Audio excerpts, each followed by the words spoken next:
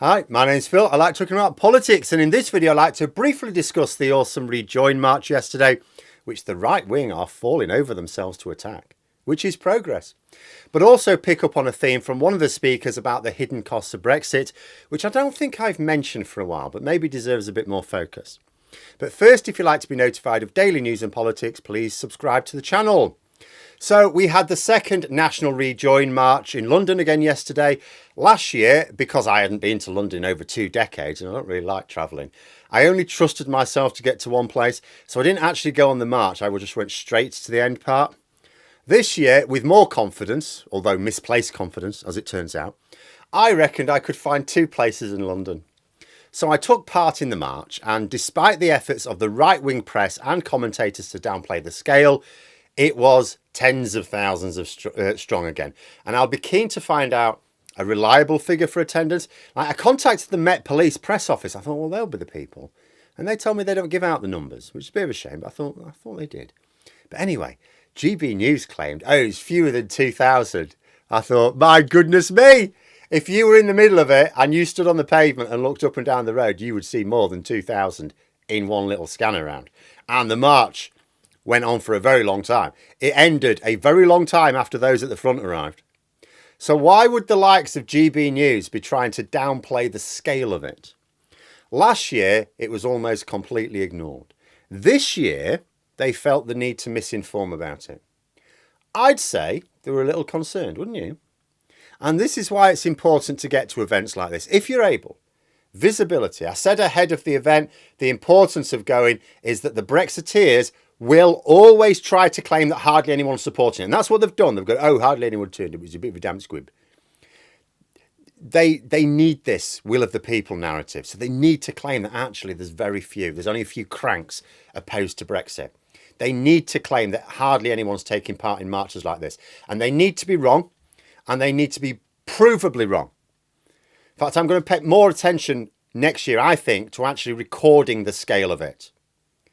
A couple of thousand? I mean, this image behind me, which was from the National Rejoin March, is just one small section of the march. I mean, look at it, for goodness sake. If you want to see the speeches, by the way, at the end of the march, I've posted a link in the description below. There were some very nice speeches, and I must say, it was an incredible range of speakers, like a real good mix of young and old and between, and with very different perspectives on how Brexit's hurt them. But there was a standout comment for me from Guy Verhofstadt, who's a former Prime Minister of Belgium and, was very much involved in the Brexit discussions from the EU side. He was describing, a bit tongue-in-cheek, I suspect, his journey into the UK. He says he was stopped by a customs official and asked what his business in the UK was. And when he said, well, I'm going to attend the Rejoin March, he claims that she said, well, I don't know what that is. What is that? And he basically said, oh, it's to get rid of your job. Now, I suspect he's embellishing the story a little, but it does highlight the hidden Brexit costs that I talked a bit about during 2021, I seem to recall, but it's worth discussing again. So, obviously, we need some customs officials and similar roles to deal with international trade. We needed that before we left the EU, because if goods were arriving in the UK from outside the customs union, well, you need customs officials to deal with it. But that was a tiny fraction of the goods coming into Britain. So, now we've got a much smaller customs area.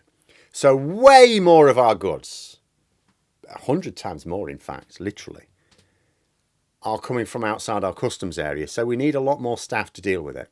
Now, we don't have enough staff to deal with it. So there are relatively few customs checks, which means that smugglers are having a great time of it. And we're losing out on a fortune on lost import duties. But although we don't have enough officials, we have way more than we used to have. This is a cost, but it's not an investment. Like, public spending is ultimately investment. Like, even when many people will think about it as a moral cause as well, like the moral cause for healthcare, education and so on, it's also an investment. It's a hard-nosed investment. Spending on healthcare means we have a fitter, healthier workforce, which means a more productive workforce, which boosts the economy. Spending on education means we have a more skilled workforce, which boosts productivity, which boosts the economy. Spending on policing and security means we have a safer workforce. Again, more productive, boosts the economy. Spending on transport means we waste less time travelling, boosts productivity, therefore the economy. You get the idea. But spending on more customs officials just so we can raise trade barriers, that's not boosting our economy. In fact, their job is as a consequence of policies designed to slow trade down. They exist to make imports harder to get into the country.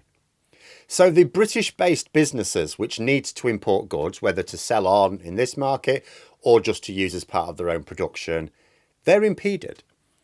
The same applies to the roles of customs agents. Now, these are for businesses who need help filling in the customs declarations because they don't know how to do it themselves, very complicated. This is an additional cost to that business which did not exist before. It hasn't given them extra sales. It's not an investment. It's just a cost. Actually, in many of these cases, it's a cost for businesses to maintain fewer of their sales.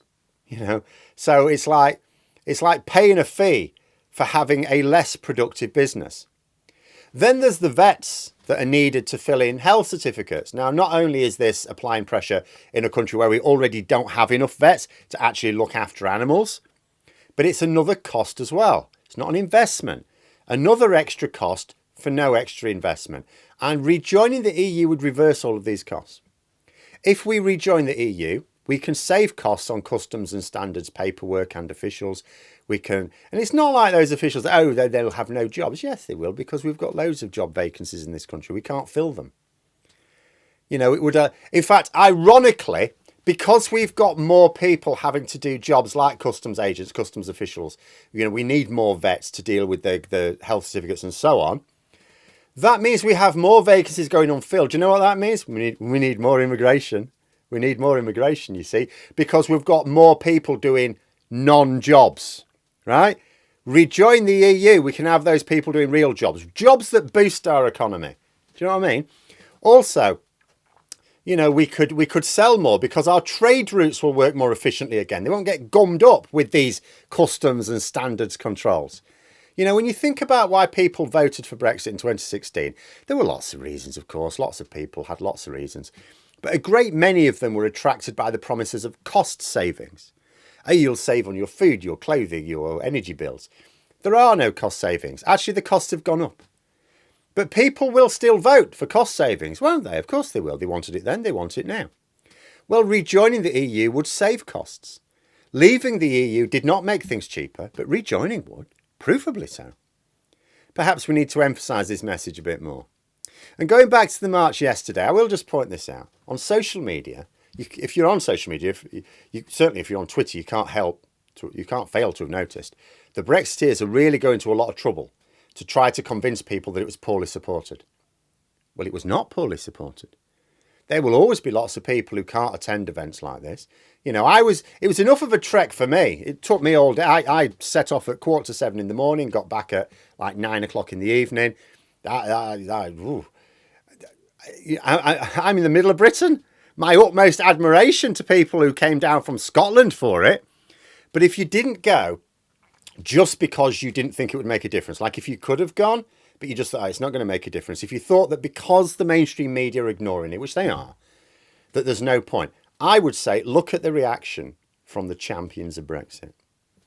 If the march really wasn't making a difference, they would not waste 5 seconds of their time on it, much less the entire weekend feverishly trying to characterise it as a damp squib. Their reaction was noticeably different this year. I think last year they largely did ignore it. This year they fear it. So next year, let's give them something to really shit them up. But there we are. Those are my thoughts. Let me know yours in the comments below. Hope you found the video interesting. If you did, please click the like button. And if you'd like to support the channel further, the join button for memberships. And until next time, I'll see you later.